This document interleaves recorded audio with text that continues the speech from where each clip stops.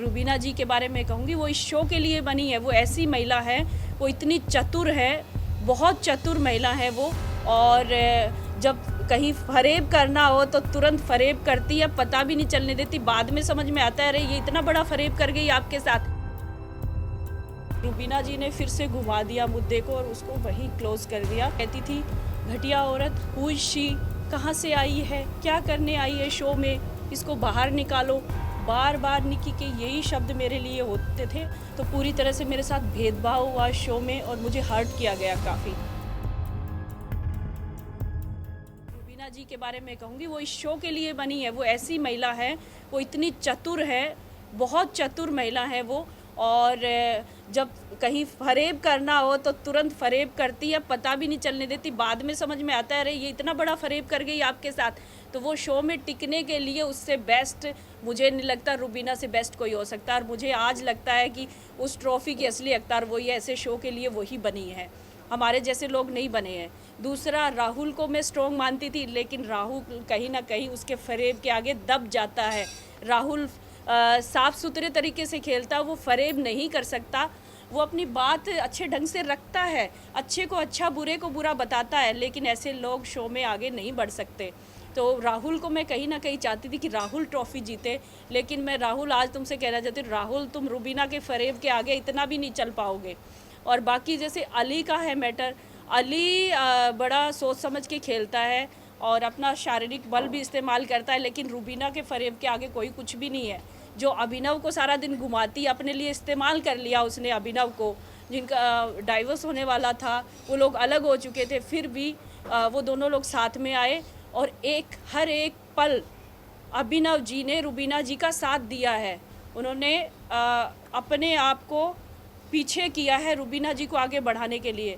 और मैंने बार बार, जैसे मैं शो में गई, मैंने खुल के कहा अभिनव जी को, मैंने कहा अभिनव जी आप इतने अच्छे विचारों के व्यक्ति हैं और बहुत अच्छा मैं आपको मानती हूँ। शुरू से मैंने जैसे आपको देखा है तो आप बहुत सबसे अच्छे व्यक्ति शो में आप नज़र आते हैं मुझे, लेकिन कहीं ना कहीं आपके जो व्यक्तित्व है वो दब चुका है रुबीना जी के आगे। आप उनको आगे बढ़ाने के लिए अपने आप को खो चुके हो और जब आप बाहर निकलोगे लोग आपको बहुत सुनाने वाले हैं और आपको सवालों की बौछार होगी, शायद आपको जीने भी ना दे कि जिस टाइप से कि जोरू का गुलाम है, बहुत ज़्यादा ही करता है, ये इस तरह की चीज़ें आपको सुनने को मिलेगी। तो अपने आप को दिखाओ, थोड़ा सा अभी समय है, आप जाने वाले नहीं हो। क्योंकि कहीं ना कहीं मुझे लगता है कि शो से के लोगों से भी रुबीना जी की बात हुई होगी कि मेरा पति मेरे साथ ही रहेगा, तो उनकी वैसे भी मजबूती है इस शो में अभिनव जी की वजह से। तो अभिनव जी अभी आप लोगों ने देखा होगा कि पिछले 3-4 हफ्ते से अपने आप को दिखाने लगे हैं और बड़ा एग्रेसिव हो जाते हैं, किसी भी झगड़े में पहले नहीं होते थे। तो ये बात बिल्कुल सच है कि रुबीना जी मुझे लगती है कि वो आगे तक जाएगी। और क्यों ना जाए, जो वो इतने अच्छे ढंग से, इतनी चतुराई से खेल रही है, जहाँ पे उनको किसी को लगता है कि इसको आउट करना, उसको टारगेट करती है। जैसे मुझे किया उन्होंने टारगेट, चाहे वो रोटी वाला मामला हो, उसमें तो कुछ नहीं है, खुद रोटी डाल रही है 15 रोटी, फिर मुझे कह रही है एक टुकड़ा डाल दिया तो उसको बात को इतना बड़ा बना दिया। मुझे कहती है अपना VIP पन अपने पास में रख, ये तेरा नहीं चलेगा। मैंने क्या किया, मैं तो बड़ा डाउन टू अर्थ हूँ, मेरे को तो बड़ा सिंपल तरीके से रहती हूँ, सबके साथ बड़े प्यार से रहती हूँ। मैंने वहाँ ऐसा कुछ नहीं दिखाया कि मैं VIP हूँ या मैं पावरफुल महिला हूँ, मैंने ऐसा कुछ नहीं दिखाया। लेकिन रुबीना जी को मुझसे इनसिक्योरिटी हुई कहीं ना कहीं, क्योंकि मैं नियमों के साथ चलती थी। उन्हें लगता था कि मैं, मेरी चतुराई से मैं ये लोगों को दिखा रही हूँ कि मैं नियमों के साथ चलती हूँ, संस्कारों के साथ चलती हूँ। वो कहीं ना कहीं उसमें मैं रुबीना से आगे जा रही थी। रुबीना को लग रहा था कि इसको निकालना चाहिए हमें यहाँ से, तो उसने मुझे टारगेट किया और ये आपके सामने है ये चीज़ें। तो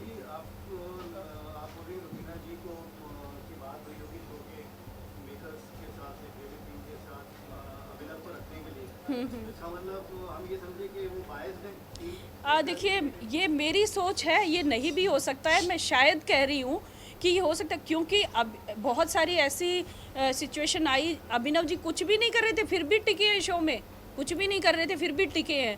लोग देखना चाहते हैं, लोग उसमें शो में लड़ाई झगड़े देखना चाहते हैं, उन्हीं को वोट करते हैं जो थोड़ा सा अपने आप को खुल के दिखाते हैं वहाँ पे। लेकिन अभिनव जी को कैसे सेफ रहे इतने दिनों तक, तो उससे मुझे थोड़ा सा डाउट आई। तो उस समय वीकेंड पे सलमान जी का बर्थडे आ रहा था और उसकी शूट की तैयारियां हो रही थी। सबको गाने मिले परफॉर्मेंस के लिए, लेकिन मुझे नहीं मिला। एजाज जी भी मेरे साथ थे। एजाज जी को डायलॉग मिला तो मैंने एजाज जी को बोला, एजाज जी मैं सलमान जी को इतना पसंद करती हूँ, उन्हीं के लिए मैं शो में आई हूँ और उन्हीं के गानों पे सबको परफॉर्मेंस करने का मौका मिल रहा है लेकिन मुझे नहीं मिल रहा। तो मैंने बिग बॉस को कहा और मुझे गुस्सा आया और मुझे दुख हुआ। तो मैंने कहा बाहर मेरे लोग हैं, वो देख रहे हैं और आप इस देश में एक चैनल चला रहे हो, इस देश में ये शो चला रहे हो, आप भेदभाव नहीं कर सकते किसी के साथ। मेरे साथ आप लोगों ने भेदभाव किया, इनको सबको दे दिया ना, इनको गाना दिया, ये परफॉर्म करेंगे। सलमान जी का बर्थडे मैं क्यों नहीं करूँगी? और मेरी जो टीम है बाहर से आपसे सवाल पूछेगी, वो उस समय की बात है, वो ये बात थी जो मैं आज क्लियर कर रही हूँ। मेरे पीछे अभिनव खड़ा था, अभिनव ने मुझे फिर कहा भी सोनाल जी आप क्या कह रही हैं, शो को कह रही हैं आप? मैंने कहा हाँ कह रही हूँ, मेरे साथ भेदभाव हुआ है तो कह रही हूँ ना मैं, और मेरा हक बनता है, मैं शो में आई हूँ। और जहाँ हमेशा कहा जाता है कि शो में भेदभाव नहीं होता, मैंने स्टार्टिंग में यहाँ बैठते ही आपको कहा ना कि शो बहुत अच्छा है, भेदभाव नहीं होता शो में, शो के लोग नहीं करते हैं वो, इस चीज़ को क्लियर करती हूँ। जब मैंने ये बात कही उनको, मुझे हर्ट हुआ। तो दूसरे दिन जब शूट हुआ तब सलमान जी ने या क्रिएटिव्स जो थे या शो मेकर जो हैं उन्होंने इस बात को समझा और उन्होंने मुझे परफॉर्मेंस का मौका दिया, उस चीज़ को क्लियर किया। वो बातें वहीं ख़त्म हो गई थी। लेकिन अभिनव जी ने जब निक्की और मेरा रुबीना जी से झगड़ा शुरू हुआ, अभिनव जी ने उस बात को मोड़ दिया। अभिनव जी काफ़ी गहराई से सोचते हैं और उन्होंने सोच के प्लान बनाया कि उस बात को मैं कैसे घुमा सकता हूँ। तब अभिनव जी ने कहा कि इसने तो शो को भी धमकी दी थी, ये धमकियाँ देती है सबको कि मैं बाहर देख लूँगी, मेरे बंदे देख लेंगे। मैंने कहा ज़रूर था लेकिन ये वो बात नहीं थी कि मेरे बंदे आपको देख के मार डालेंगे, कुछ कर देंगे, ये वो चीज़ नहीं थी, बिल्कुल भी नहीं थी और ना ही कभी हो सकती, ना मैं कभी कह सकती ये चीज़ें। तो ये अभिनव जी का प्लान था और अभिनव जी ने ये कहा। फिर किचन एरिया में निक्की भी मेरे साथ इस बात से भिड़ी कि तुम ये कहती रहती हो घटिया औरत, मेरे बंदे देख लेंगे, बंदे मेरे भी है, तुम्हें देख लेंगे। निक्की ने ये बात कही। फिर अली और राहुल मेरे पास में खड़े थे। फिर मैंने कहा मैं रोने भी लगी थी इस बात में। मैंने कहा अली मैंने कभी नहीं बोला कि मेरे बंदे देख लेंगे, ये लोग क्यों कह रहे हैं बार बार मुझे, अभिनव क्यों कह रहा है? तो उन्होंने बताया कि मैम क्या पता आपने कह दिया। मैंने कहा बिल्कुल नहीं कहा। तो अली ने मुझे कहा अब इनको बोलो कि नहीं कहा था लेकिन अब कह रही हूँ। तो मैंने गुस्से में बोला अब तक तो नहीं कहा, ठीक है कह रही हूँ। अली के मजाकिया उसमें लहजे में कहा था और वो बात उनके बार बार मुझे मेंटली टॉर्चर करने के बाद ये हुई थी कि हाँ तुम लोग कह रहे हो तो ठीक है। मैंने कभी नहीं कहा ये बात, आज मैं क्लियर कर रही हूँ। आप शो पूरा एपिसोड उठा के देखिए, मैंने किसी को सामने ऐसे कोई खड़ा है चाहे निक्की या रुबीना है कि मेरे बंदे तुझे देख ले, ऐसे कभी नहीं हुआ। आपके सामने कभी आ ही नहीं सकता क्योंकि मैंने कहा ही नहीं था। टास्क मिला था कि न्यूज़पेपर में जो पर्सनैलिटी सबसे ज़्यादा वहाँ पे पॉपुलर है बाहर के लोगों के बीच में कौन होगा। तो वहाँ पे डिस्कशन जो हुआ उसमें सबसे पहले रुबीना जी हर टास्क की फ़ाइल पढ़ती है, जैसे उनको काम दिया जाता है, सब लोग उनको मानते भी कि हाँ चलो अच्छा पढ़ती, हिंदी और इंग्लिश उनकी काफ़ी अच्छी है तो उस वजह से उनको टास्क फ़ाइल पढ़ने को दी जाती है। तो उस समय जैसे मेरा जिक्र आया 5 नंबर पे, 5 नंबर पे राखी ने कहा कि दीदी को होना चाहिए। आपको क्या लगता है कि वो हमारे फील्ड से नहीं है तो वो क्या उनकी चर्चा नहीं हो रही होगी, या उनकी चर्चा तो इस विषय भी हो रही होगी कि एक पॉलिटिशियन है और बिग बॉस के घर में एंटर किया है तो इसी से वो सुर्खियों में आई होंगी। तो उनको 5 नंबर से मेरे से पहले मेरे ख्याल से रहना चाहिए। उसके बाद राहुल और अली ने मुझे सपोर्ट किया इसमें, लेकिन रुबीना जी के द्वारा इसको इग्नोर कर दिया गया। उन्होंने कहा नहीं हम नहीं मानते इनकी चर्चा हो रही होगी क्योंकि ये बहुत लास्ट में आई हैं और बाकी लोगों की ज़्यादा चर्चाएं रही होंगी क्योंकि 4 महीने से सब चल रहा है। तो वहाँ पे मैं ज़्यादा कुछ मैंने बोला नहीं, मुझे लगा कि चलिए ठीक है ये लोग ज़्यादा पॉपुलर हैं तो इनको इनकी तस्वीरें यहाँ पे लगनी चाहिए, उसको छोड़ दिया गया। लेकिन बिग बॉस हमेशा ये कहते हैं कि टास्क को पूरा करें, वो टास्क पूरा नहीं हो पाया। लेकिन काम्या जी जब वहाँ पहुँची, पत्रकारों ने बातचीत की, उसके बाद फिर उस टास्क को पूरा करने के लिए काम्या जी ने बोला, क्योंकि बिग बॉस ने आदेश किया था कि इसको पूरा करें। 9 लोगों की तस्वीरें थी, 10वां सिर्फ मैं बची थी। तो मेरा फ़ोटो कहाँ लगना चाहिए, काम्या जी ने ये कहा।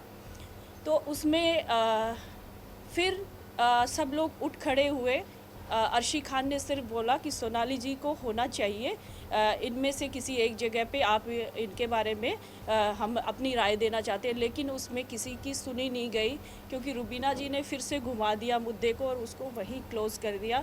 तो मेरा ये सोचना है कि काम्या जी को उस बात पे ज़ोर देना चाहिए था कि इस टास्क को जब मुझे दिया गया है ये कार्यक्रम, तो इस टास्क को मैं पूरा करूं, तो वहाँ पे थोड़ा सा मुझे इग्नोर किया गया। और दूसरा, मुझसे सवाल पूछे गए, उसमें 3 सवाल थे, शायद खाना फेंकने वाली बात है एक, और उसमें मुझे क्लियर नहीं करने दिया गया, जिसमें रुबीना जी, अर्शी खान ये लोग पीछे से बोलने लगे। आप लोगों ने हमेशा देखा होगा, मैं जब तक शो में रही, जब 2 लोग या 3 लोग भी बोल रहे होते थे, मैंने बीच में कभी नहीं बोला, कभी भी नहीं बोला। आप शो पीछे कभी भी देख सकते हैं, जब वो लोग बोल के अपनी बात ख़त्म कर देते थे तब मैं पूछती थी क्या मैं अपनी राय दूं या मैं अपनी राय रख सकती हूं। मैं हमेशा ये पूछती थी क्योंकि हम लोगों ने हमेशा से ये नियम बनाए हुए हैं। हम जिस पार्टी से ताल्लुक़ रखते हैं, हमें सिखाया गया है कि हमें अपनी जो राय है वो बताने के लिए भी पूछना चाहिए कम से कम। तो मेरा ये नियम है, सिद्धांत है, तो उसको मैंने फ़ॉलो किया। तो वहाँ पे जैसे मुझे अगर बोलने का अवसर मुझे ही मिला था, तो उसमें रुबीना जी और अर्शी खान को बीच में नहीं कूदना चाहिए था। मुझे वहाँ पे मेरी बात को क्लियर नहीं करने दिया गया। जो रोटी वाला मामला था, जो डस्टबिन की बात थी, अगर आप लोग उसमें खुल के जानना चाहते हैं तो एक पॉइंट है जो मैं बताना चाहती हूँ। उसमें हुआ ऐसे कि वहाँ पे खाना जो था, हमेशा अच्छे से राशन आता, सब ठीक ठाक था, लेकिन लास्ट में कैप्टनसी का जो टास्क था उसको ख़त्म ही कर दिया गया कि कैप्टनसी के लिए अभी कोई टास्क नहीं होगा, अब खाने के लिए होगा। आपको खाना तभी मिलेगा जब आप टास्क पूरा करेंगे, नहीं तो आपको लिमिट में कुछ चीज़ें दी जाएंगी और उन्हीं में आपको गुजर बसर करना पड़ेगा। तो उसमें थोड़ा आटा रखा हुआ था सुबह के लिए भी, रात में सबके लिए एक एक रोटी बननी थी। और मैं हमेशा दाल चावल नहीं खाती थी क्योंकि मैं जिस एरिया से आती हूँ वहाँ दाल चावल कम खाए जाते हैं, वहाँ रोटी सब्ज़ी खाई जाती है, लस्सी दूध ज़्यादा लिया जाता है। तो वो मैंने कहा कि मैं दोपहर को एक रोटी खाई थी तो मुझे भूख लगी है, मैं बना लेती हूँ। मैंने अली, राहुल और इन लोगों से, जो मेरे दोस्त थे, मैंने कहा, तो उन लोगों ने कहा बना लो, आप खा लो, कोई बात नहीं। क्योंकि वहाँ पे हर कोई पहले, जैसे अर्शी खान रात में सबके सोने के बाद अपना खाना बनाती थी, विकास भी अलग से अपना खाना हमेशा अलग से बनाता है। और मुझे लगा कि मुझे भी जिसकी ड्यूटी है, कोई बात नहीं, एक रोटी मैं अपनी बना लूँगी। तो उसमें मैंने उस दिन रोटी बनाई और जैसे ही अर्शी खान की ड्यूटी थी रात में डिनर बनाने की, उसने मुझे रोटी बनाते हुए जैसे ही देखा तो वो बहुत ज़्यादा तिल मिला गई और मेरे ऊपर चढ़ गई पूरी तरह से, कि मुझे मतलब ऐसा फ़ील हुआ कि ये लड़की मुझे दोस्त मानती है, मैं इसको दोस्त मानती हूँ, एक बेड पे सोते हैं। तो इसने मेरे साथ मुझे हर्ट किया, इसने एक रोटी के लिए, तो दुख होना स्टार्ट हो गया था मुझे। और ही हूँ, फिर भी वो मतलब मुझे कहने से बाज आए। उसने कहना बंद नहीं किया, अरे आपने तो इतना आटा ले लिया, आपने ये कर दिया, वो कर दिया, मुझे बनाना था, मेरी ड्यूटी थी, आपने कैसे हाथ लगाया, ये सब चीज़ें वहाँ होने लग गई। तो जिससे मुझे दुख हुआ और मैंने वो जो प्लेट थी उसमें एक पराठे की एक बाइट बची थी, जो राखी ने मुझे पराठा दिया था कि दीदी आप खा लो और सुबह मुझे इसके बदले पराठा दे देना। तो वो उसके बदले में मैं पराठा वो खा रही थी, रोटी मैं अपनी ख़त्म कर चुकी थी। तो उसको मैंने ले जाके और उस प्लेट को साफ़ करने के लिए उसमें डाला था, क्योंकि घर में नियम बना था कि जो भी खाना अपना ख़त्म करेगा, चाहे उसमें कुछ भी बचे, डस्टबिन में क्लीन करके पानी से साफ़ करके प्लेट रखेगा, ताकि बर्तन साफ़ करने वाले को गंदगी महसूस ना हो। ये घर में नियम बनाया गया था। हम जब बाहर होते हैं या अपने घरों में होते हैं, हम गाय को रोटी खिला देते हैं, बचा हुआ खाना होता है हम जानवरों को खिलाते हैं, लेकिन बिग बॉस के घर में एक खाने के लिए डस्टबिन बना था, खाने के लिए, जिसमें हम अपना जो खाना होता है बचा हुआ वो डालते हैं। वहाँ गाय भैंस नहीं बंधी है जिसको मैं खिला देती। मेरे संस्कार नहीं है कि मैं कूड़े में खाना डालूं। मुझे वो डस्टबिन था, शुरू से बताया गया था ये डस्टबिन है गीला, इसमें जो हमारा झूठा खाना बचता है वो हम इसमें डालते हैं और ये बाहर चला जाता है। तो वो रिस्पेक्ट के साथ होता है, उसमें खाना हर कोई डालता था। मैंने देखा हर किसी ने अपनी प्लेट साफ करके उसमें डाली है। अर्शी खान ने 3-3 दिन अपने पराठे फ्रिज में, थाली में मटन भी रखा है, रोटी भी रखी है, चावल भी रखा, वो सारा डाला उसमें। और फिर उसको प्लेट को साफ़ किया कि मेरी प्लेट है, मैं साफ़ करके रख रही हूँ। रुबीना ने 15 रोटियाँ मेरे सामने डाली है डस्टबिन में, तब खाने का अपमान नहीं हुआ था। इस चीज़ को मुझे क्लियर नहीं करने दिया गया। वो डस्टबिन सिर्फ उसी के लिए था। उस डस्टबिन में जो हमारा जूठा खाना या वेस्ट अनाज था वो चला जाता था, वो उसके लिए था। तो इसमें मैं कहाँ मैंने खाने का अपमान किया, कहाँ मैं खाने का अपमान करने के लिए ज़िम्मेदार हूँ? आप लोगों से सवाल पूछ रही हूँ। मुझे टारगेट किया गया, मुझे रुबीना जी के द्वारा, निक्की के द्वारा। निक्की कैसे आई? निक्की को उस समय टास्क मिला हुआ था लाइव रहने का 1 घंटा, आप लोगों ने देखा होगा। निक्की वो कर रही थी, निक्की को पॉइंट चाहिए थे क्योंकि वो कुछ खास कर नहीं पा रही थी। उसको बीच में जैसे अर्शी खान ने उकसाया, अर्शी ने कहा रुबीना जी देखो खाना वेस्ट कर दिया, खाना है नहीं। अरे तू मुझे रुलाती नहीं तो वो एक बाइट मेरे पेट में जाता ना, मैं किसी को नहीं देती वो, क्योंकि मुझे भूख लगी थी। मैं दाल चावल नहीं खाती हूँ, मैं अपनी रोटी और पराठा मैंने ही खाना था, मैं किसी को बिल्कुल नहीं देती।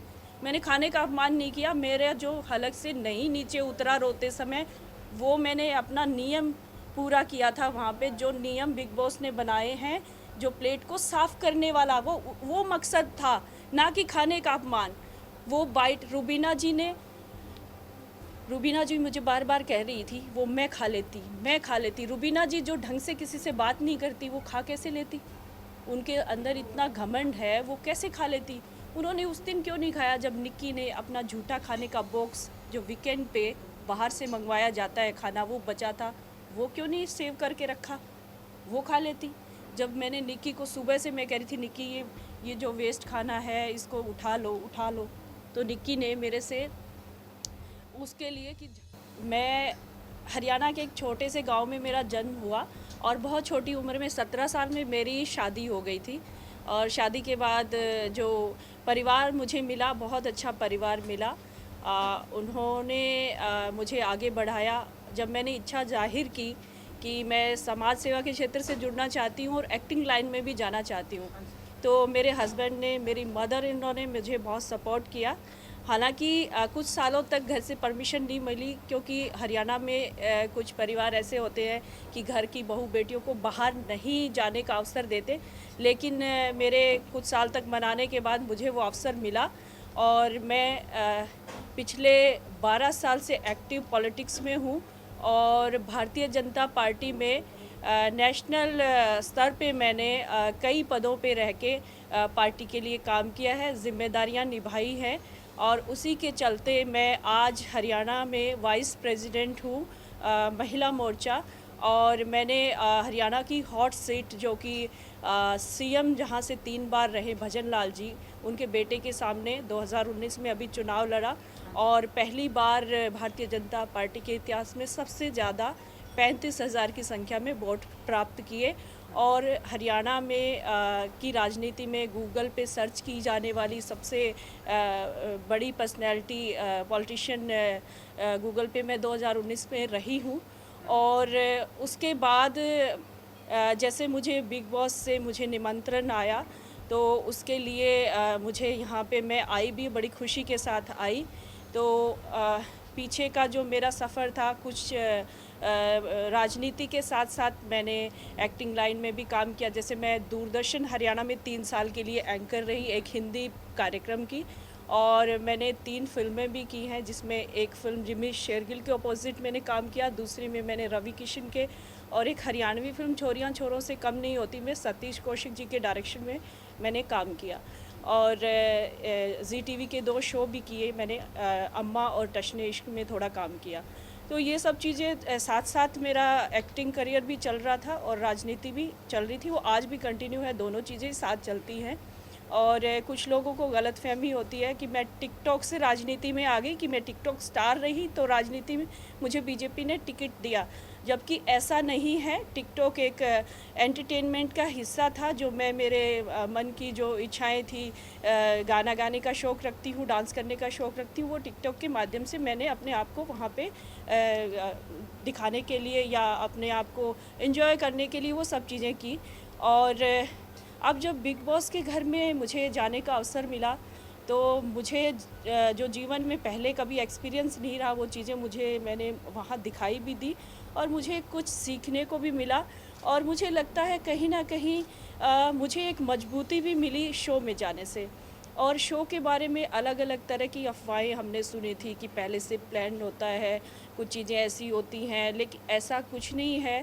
क्योंकि मैं थोड़ा सा अलग दुनिया से आई हूँ, क्योंकि हाँ एंटरटेनमेंट जगत के लोग हैं वो तो वाकिफ़ हैं इन चीज़ों से, लेकिन हमारे जैसे लोगों को ये चीज़ें मालूम नहीं थी। हम विश्वास करते थे कि शो में ऐसा होता है कि किसी को ज़्यादा तवज्जो दी जाती है या किसी के लिए ऐसा कुछ किया जाता है। तो मुझे नहीं लगता ये चीज़ें हैं, क्योंकि शो में सब एक बराबर हैं। और वहाँ पे कहा था कि मम्मा आप सबसे प्यार से रहते हो, कोई कुछ कहता है तो दुखी हो जाते हो, आप एक हफ्ता ही रहोगे। और उसने कहा भी आने के बाद कि मम्मा आप बहुत स्ट्रॉन्ग हो, आप तो 33 दिन रहे हो, तो ये आपकी उपलब्धि है।